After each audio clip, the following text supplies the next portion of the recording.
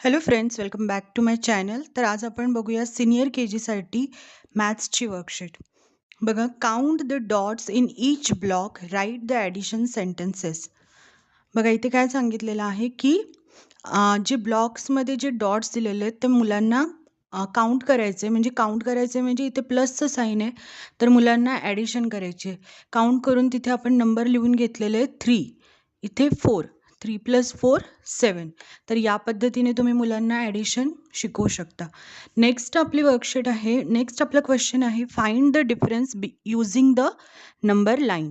मुलांना सबट्रॅक्शन आपण डिफरंट वेजनी आपण शिकवू शकतो.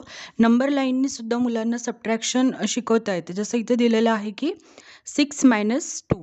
6 नंतर 6वर जेव्हा आपण जातो तेव्हा 6 नंतर बॅकवर्ड 2 जंप करायचं आहे. तर काय आन्सर येणार? 4.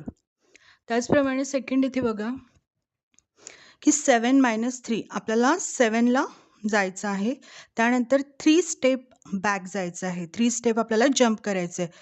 1, 2 अँड 3. तर आपण कुठल्या नंबरवर इथे येतोय? 4 नंबरवर. म्हणजे आपल्याला इथे काय मिळतं? 7 - 3 = 4. आपण या वेळी तर नेहमीच शिकवत असतो मुलांना. नंबर लाईननी पण शिकवलं तर मुलांचे कन्सेप्ट हे क्लिअर होत असतात. तर नक्की व्हिडिओला लाईक करा जर आवडलं असेल तर. Thank you for watching.